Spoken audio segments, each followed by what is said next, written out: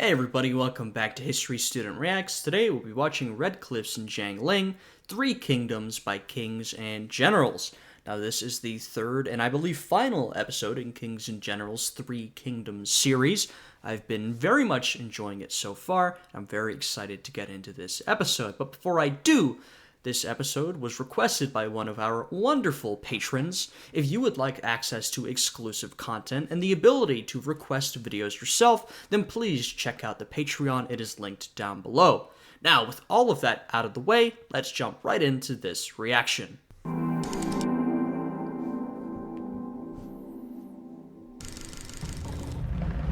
The fading remnants of the Eastern Han dynasty had given way to regional warlords vying for more power. Right. In our previous videos on the Three Kingdoms era, we discussed both the Battle of Guandu between Cao Cao and Yuan Shao, and the rise of Wu in the south under Sun Ce.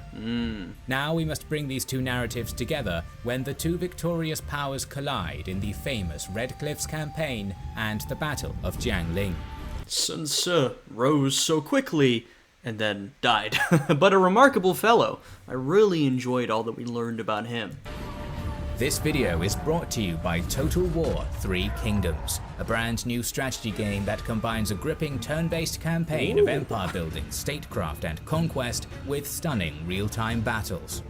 Choose from a cast of legendary warlords and conquer the realm. Unite China under your rule, forge the next great dynasty, and build a legacy that will last through the ages.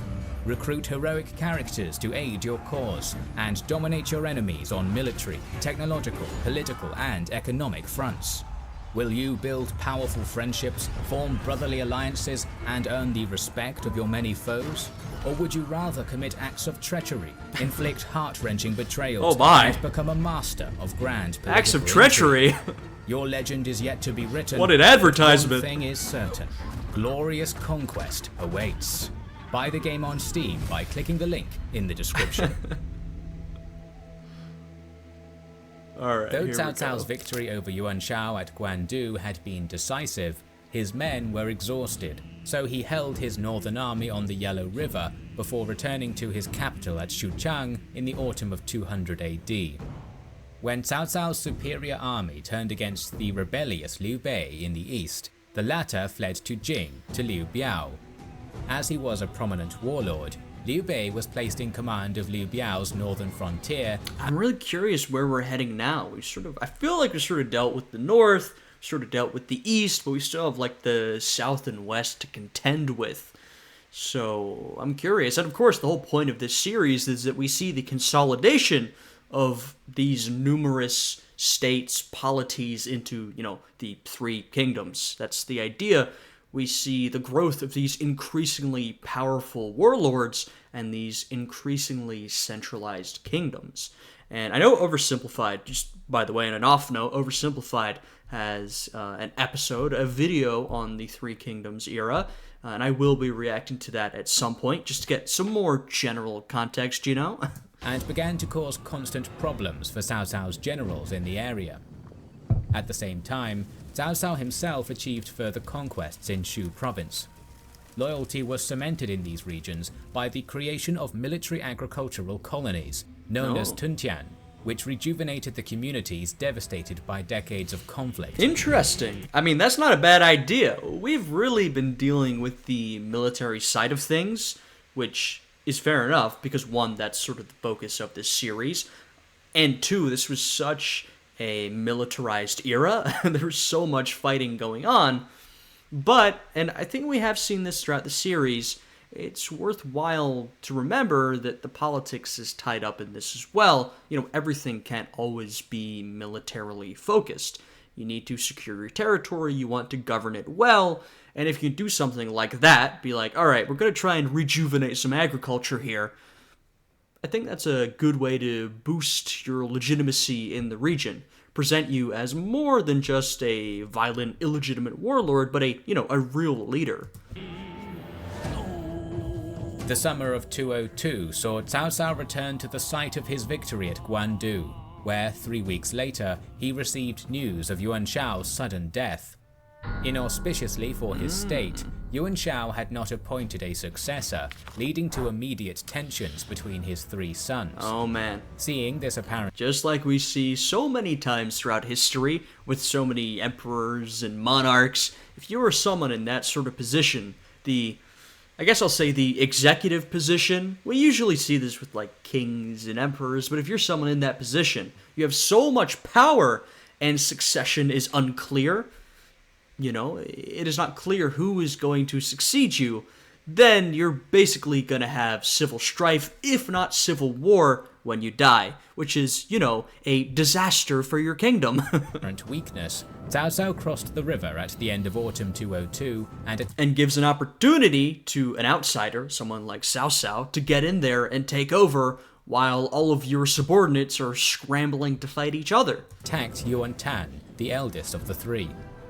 Initially, the campaign against the divided siblings was easy, but then Yuan Shang's forces supplemented his elder brothers, and the campaign almost ground to a halt. Nevertheless, Cao Cao eventually managed to capture a bridgehead on the north bank of the Yellow River. At this point, he once again withdrew to Zhuchang, possibly in order to deal with dissidents in his court. Without the threat of Cao Cao immediately bearing down on them, the sons of Yuan Shao began to quarrel and fight with one another. Of course. Soon, Cao Cao crossed the Yellow River and attacked. Cleverly using... Y'all are getting way too comfortable. Cao Cao shows up, you say, alright, I guess we should team up to defeat him. He leaves, y'all are like, alright, immediately back to fighting. It's like, nah, that's not gonna work. He can come back, In diplomacy to exacerbate the friction, Cao Cao arranged a marriage alliance with one of the brothers, Yuan Tan. Even as his army approached Ye City in spring of 204, the siblings still fought amongst themselves. Consequently, in a siege which lasted up to 5 months, Ye was seized by Cao Cao. It would become a major base for his military power, and its loss dislodged Yuan influence from Ji province completely. Yuan Tan had been expected to help during the siege, but instead tried to seize territories in Ji province. This caused Cao Cao to disavow the marriage and kill him in battle. What are you trying to do, man?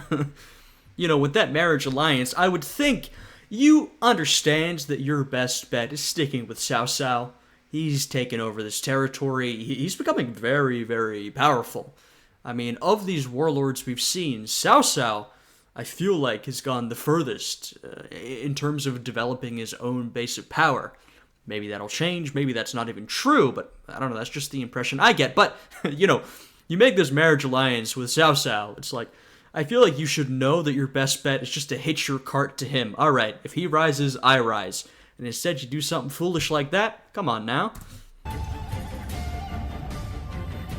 Yuan Shang and Yuan Qi fled to the north after this defeat and took refuge with their nomadic allies, the Proto-Mongolic Wuhuan peoples, and their chieftain, known as Ta Dun. He began raids into Cao Cao's territory and plotted to assist the revanchist Yuans. It was for this reason that Cao Cao had to deal with the problem as soon as possible. Yeah, well, we got a sedentary civilization suffering raids from a nomadic people. Talk about classic, right? Especially if we're talking about this region of China. They said Proto-Mongolic. Of course, you can fast forward. You'll see these issues emerge / still be issues in the future. In a phenomenal display of engineering and construction prowess, his forces constructed 2 massive canals and renovated others in order to improve supply lines into the nomadic territory. Wow. In the autumn of 207, Cao Cao, assisted by Wuhuan's local enemies, swiftly traveled via an unexpected route, flanking the enemy. His army met the nomads at White Wolf Mountain, where the forces of Cao Cao overcame and destroyed those of Ta Dun, while the tribal leader himself was captured and executed. By the end of the year, Cao Cao's attention turned to the south. Pretty impressive from Cao Cao, being able to do that, secure his own territory. This is really impressive stuff, though I would worry being so far north, so focused up there. There's always something else going on. You definitely got more threats to your south. Again. We must now look at the situation in the burgeoning Wu state since the death of Sun Ce in 200. He had been Sun Ce, truly remarkable. incredibly ambitious, worked his way up, and gained an immense amount of territory, and then, like we said, died. So I'm sort of curious to see what happens after he's gone. Quickly succeeded by his younger brother, Sun Quan, who was just 18 years old at the time. Having been educated and prepared to take power, Sun Quan was supported by the senior officials and military men of Sun Ce. After learning of Sun Quan's succession, Cao Cao quickly confirmed the alliance which he had signed with Sun Ce, and had the emperor, who was under his protection, appoint Sun Quan the general who exterminates the caitiffs and administrator of Kuai-ji. I mean, honestly, Cao Cao, he's got that sort of legitimacy that comes from the emperor. Now, of course, people know what's going on, but it, does provide a bit of legitimacy. He has got this pretty massive kingdom at this point, and he seems to continue to expand. He's a brilliant military leader, seems to be a pretty good political leader. He also understands the diplomacy of all this. He knows that he can't always be fighting everyone. He needs to make deals, he needs to negotiate. I don't know, Cao Cao is seeming to really be coming out on the top here. Still, tensions between Sun Quan and Cao Cao were beginning in earnest. Taking advantage of the latter's preoccupation in the north, the Sun army quickly attacked the administrator of the Lujiang region, Li Shu, who was under Cao Cao's protection, and the city of Huan was conquered. Throughout this period, Sun Quan regularly appraised his junior officers and drilled the ragtag, informal and often badly supplied groups of disparate soldiers who had joined his brother. Administratively, Sun Quan tried his best to attract senior, well-respected and competent men to his court. By 203, the consolidation of his state and the tuning of its administration was complete. For any further territorial expansion, however, Sun Quan had to finally eliminate Huang Ze, a lieutenant of Liu Biao based in Xiakou. In a series of slow campaigns lasting 5 years, enemy armies were gradually beaten. Huang Ze's fleet was destroyed, the Poyang region was secured, and the Mo and Bao peoples were defeated. In the spring of 208, Sun Quan himself launched a final offensive, during which he attacked and seized Xiakou, killing Huang Ze in the process. As the ruler of Jing, Liu Biao had become seriously ill as he reached his late 60s. Both Cao Cao and Sun Quan now cast their eyes on central China, Here we go. which previously was an island of peace in the ocean of civil war. Really? That's so fascinating. I'm not entirely sure why. Perhaps y'all could provide some further details, but this is exactly how it is. You show some weakness, or a succession crisis begins, or someone appears to be old or ill or on the door of death. Well, everyone begins to prepare themselves to pounce and seize up all your territory. It does seem like now there will be some competition here over who can most effectively seize this territory. A succession contest between the sons of Liu Biao, Liu Qi and Liu Cong, was gradually breaking out, in the manner of the sons of Yuan Shao, with both being favored by different factions. In addition, Sun Quan had begun to raid and embark on military ventures into Jing territory, which threatened the prosperous and important Yangtze river routes. Finally, in August of 208, Liu Biao died, and Liu Cong immediately claimed the leadership position. His elder brother, Liu Qi, was furious and refused. Of course, a succession crisis. A good way to lose your territory is to have a succession crisis, but sometimes it's sort of unavoidable, or there's not much you can do about it. This is our second succession crisis of the video. to accept it. However, an external threat would prevent a civil war.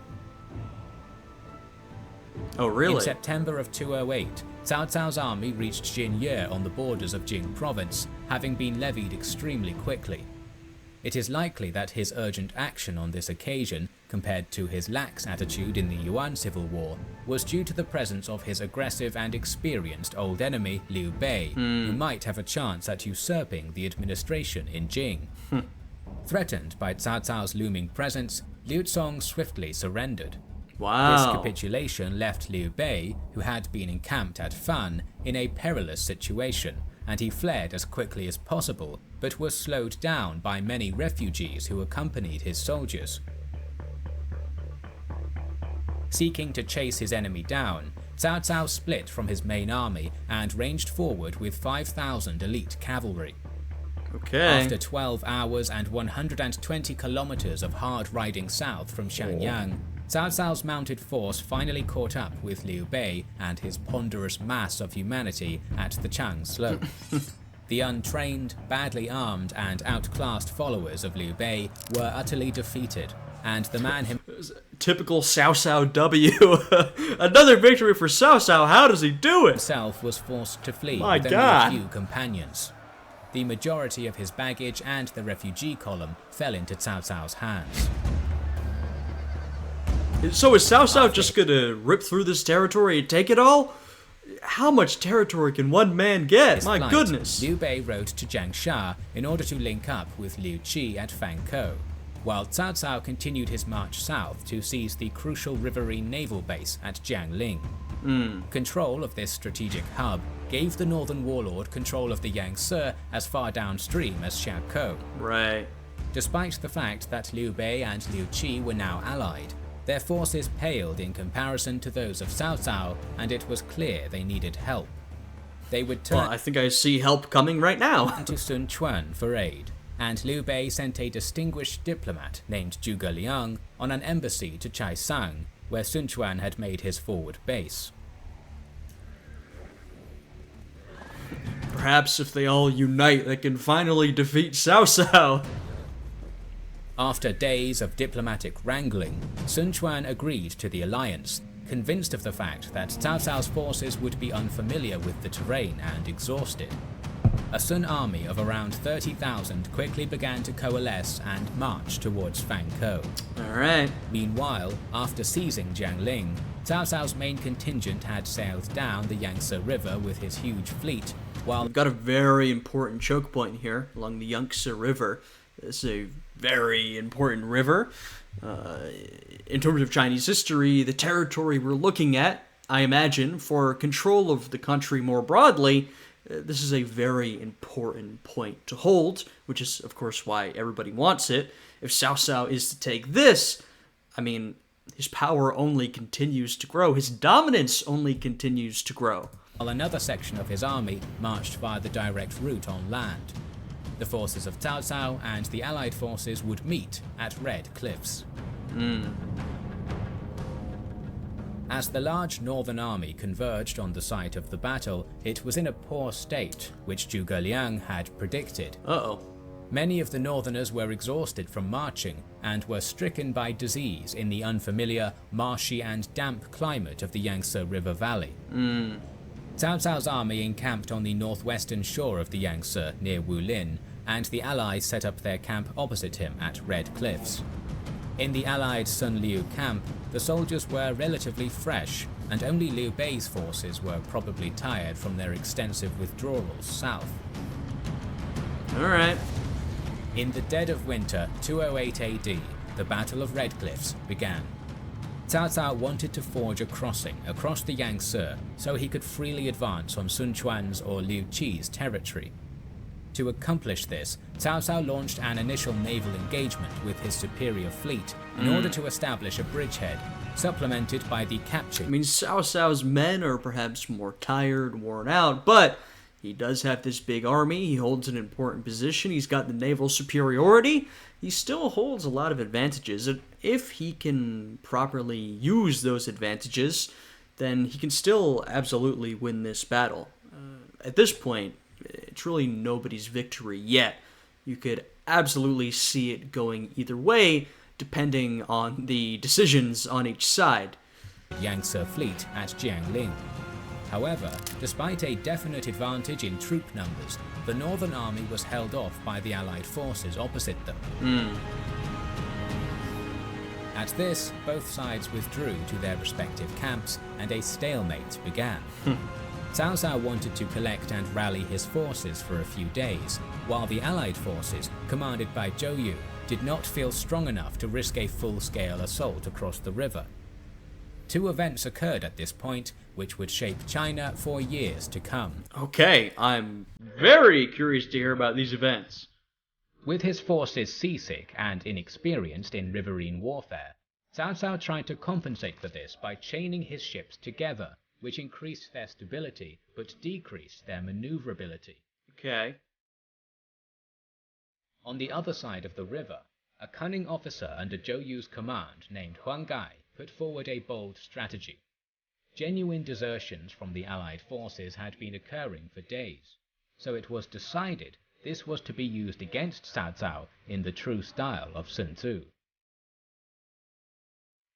Huang Gai, a squadron commander, sent a letter to Cao Cao professing his desire to surrender the ships under him and defect to the northern cause. Okay, they're playing some games here.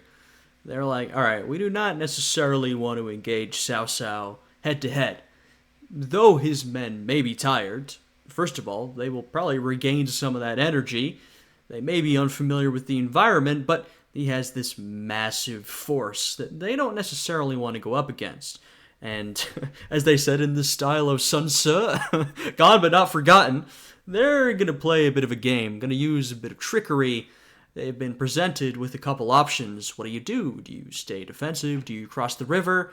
And they're thinking, the Allied forces are thinking, all right, what if we made our own option? We went the third way. We tried to do something a little tricky. I always think that's pretty clever, but we'll see if it works in this case. I think there's a good shot. Cao Cao enthusiastically ordered the apparent defector to bring his ships and join them to his fleet. So, 10 of Huang Gai's warships set off for the northern bank, ominously drifting towards the northern line. This was a trap, and the usually intelligent Cao Cao had fallen for it. Damn, the come on, ships had Cao been Cao. filled with flammable materials, and as they and all of his ships are chained together. This is not necessarily an uncommon practice of chaining your ships together, but this is also not an uncommon outcome. When you've got all your ships chained together, and your enemy can send fire ships towards you and cause a lot of havoc. At Cao Cao's bound ships, Huang Gai and his men set them alight. With the wind blowing towards the northwest, the fire ships smashed straight into Cao Cao's fleet. Within a very short time, the smoke and flames of the conflagration stretched across the sky, and a multitude of men and horses had been burned or drowned. Amidst the shock, Zhou Yu struck across the river with a swift, lightly armed force and caused Cao Cao... Not only did they take out his navy, but they used that opportunity to strike quickly against his main force. That is some very intelligent thinking, some very decisive action. ...army to rout along the road to Huarong. And Cao Cao, who's, usually good at this kind of thing, apparently just did not see it coming, was not prepared at all. Sick and wounded were disgracefully trampled underfoot by terrified soldiers. Cao Cao himself managed to retreat to the north. In the aftermath of Red Cliffs, Cao Cao left his cousin, Cao Ren, in command of holding the crucial riverine outpost at Jiangling and its surroundings. At the same time, the Allied forces immediately followed up their victory at Red Cliffs by thrusting through Nan province and assaulting Cao Ren's position at Jiangling and the Nan Commandery. I mean, they keep going. They know how important this position is. I mean, that's why they're fighting so hard to take it. And they keep moving forward. This would not be a simple operation, as a 100,000 strong force of Cao Cao's garrison troops manned this area, scattered around strategic locations. Believing the strongholds of Nan Commandery to be too strong to take by direct assault, Zhou Yu ordered Guan Yu to infiltrate his enemy's rear while bypassing the Jiangling strongpoint. Some more sneaky tactics. They're really going for this sort of cunning, clever route whenever presented with the opportunity. It was hoped that through this tactic, the city could be isolated and its supply lines could be cut. Guan Yu, accompanied by a special force of Navy Marines and elite infantry, sailed up the Han River and seized Xiangyang. Meanwhile, Liu Bei obtained Zhou Yu's permission to cover the flanks and rear of the allied Sun Liu army by seizing the 4 commanderies controlled by Cao Cao south of the Yangtze. At this point, Cao Cao's army was spread incredibly thin, and so these territories could not be defended. Damn, maybe Cao Cao's overextended. I mean, I was talking about literally earlier in this video how, he has risen in power immensely, and the number one way of seeing that is the territory. He has conquered so much new territory. His kingdom, his state has grown so large, which is a great thing for him. He's increasing his base of power, but perhaps he has overextended. I mean, look, Cao Cao always seems to have been able to mobilize a massive army, and he has a lot of men mobilized here, but maybe he's just stretched too far. His men are stretched too thin, and of course, his opponents that he's fighting here, this collection of allies, they have much less territory to worry about. A key allied objective of the Red Cliffs campaign had been accomplished, and Liu Bei now finally had a base of his own, establishing Zhuge Liang as his military advisor. Blockades were established along the main passages, and Guan Yu's army was present to intercept northern reinforcements. It seemed as though Cao Ren was achieving many small victories, but he was also suffering badly from attrition. His elite cavalry had, for example, suffered 3,000 casualties in a single day, and the northern forces were unable to best the defenders of Zhou Yu's main camp.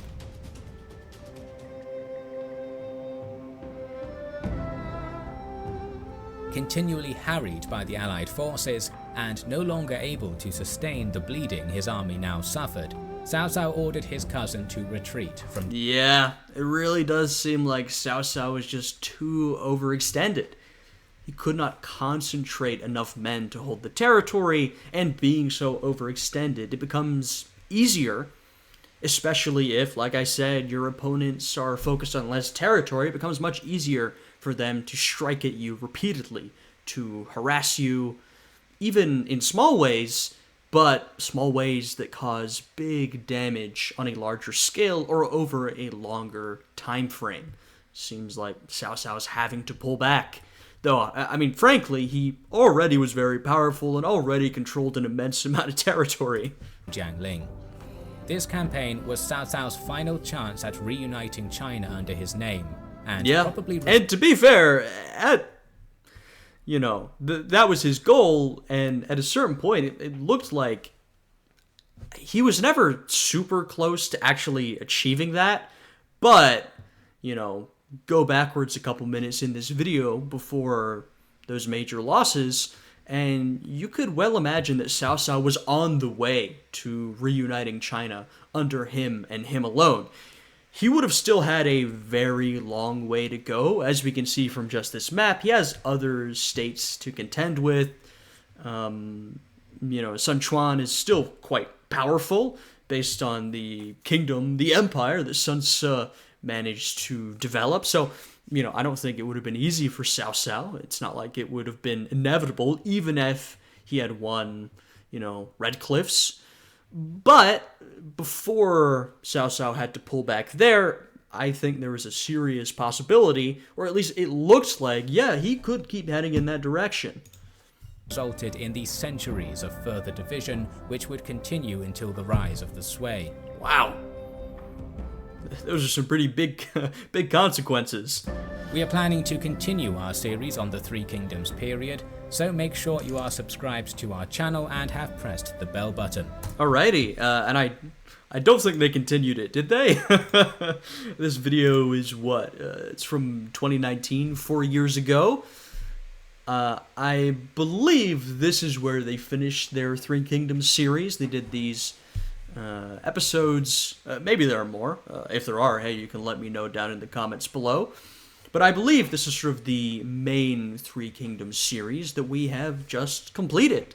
I felt it was a very interesting series. It's something that I really didn't / still don't know much about. So getting dropped into it is like, okay, a little disorienting. A whole bunch of new names and places and states that you have no familiarity with, but I still think it's fascinating to learn about this. And as I mentioned earlier in this video, some of you have mentioned that Oversimplified has a video on this same topic, and I would very much like to react to that at some point. I don't know when that will be up, but that is definitely on the list, my to react to list, and I will certainly get to that some point in the future. I'd like to do more oversimplified in general. I mean, his videos are great. They also give a good opportunity to talk about the history that's featured in them. But anyway, for now, this will be our Three Kingdoms coverage until we get to that oversimplified video. And if there's anything else related to Three Kingdoms or unrelated that you would like me to react to, feel free to comment it down below. Also, check out the Patreon. It's linked down below. You'll get exclusive content. And if you subscribe at a certain tier, you can request reactions for me to do. So anyway, I hope you guys enjoyed this one. If you did, please leave a like, subscribe. Thank you to all of our patrons, especially to the patron who requested this reaction. I hope you guys are all having a good day today, and I will see you again next time. Goodbye.